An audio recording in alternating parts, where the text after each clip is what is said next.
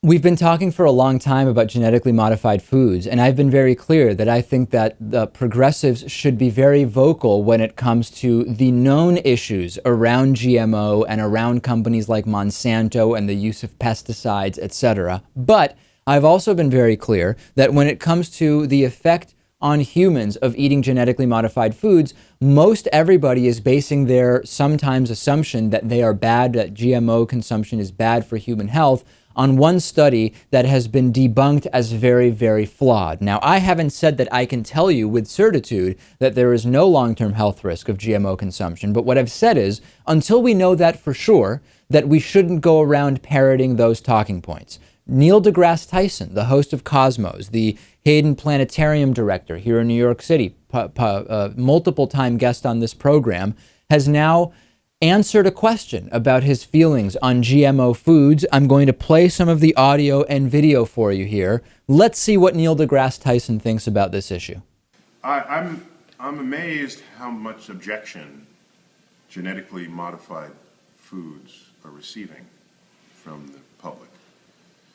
It smacks of the fear factor that exists at every new emergent science, where people don't fully understand it, or don't fully know or embrace its consequences, and so therefore reject it. What most people don't know, but they should, is that practically every food you buy in a store for consumption by humans is genetically modified food. There are no wild, seedless watermelons. There's no wild cows.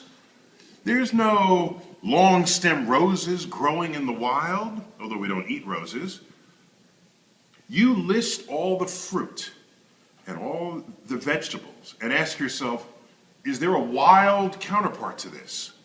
If there is, it's not as large, it's not as sweet, it's not as juicy, and it has way more seeds in it.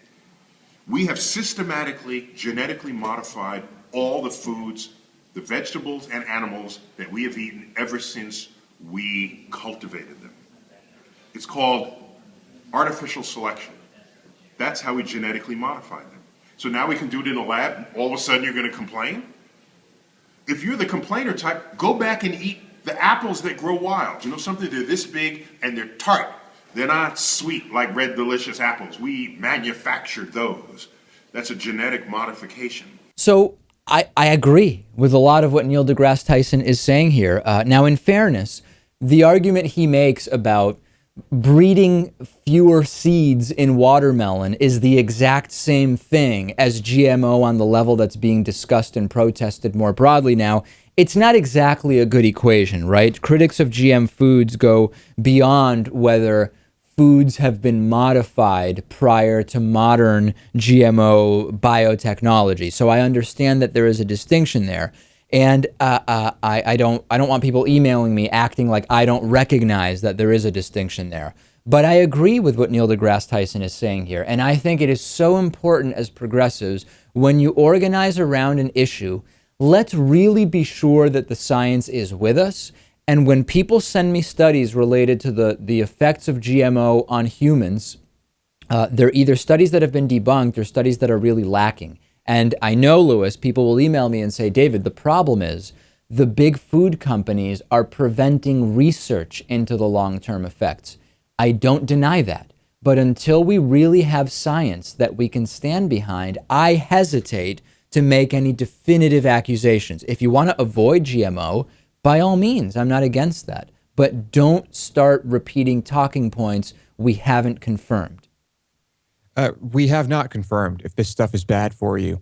I don't know if this stuff is bad for you, but I do know about Monsanto. And I do know that Monsanto is a crap company and that they do not care if their products hurt or kill people. Right. So what I'm going to do is I'm going to assume that Monsanto GMO foods are terrible for you and are harmful and can kill you. And personally, you're going to make the decision to avoid them.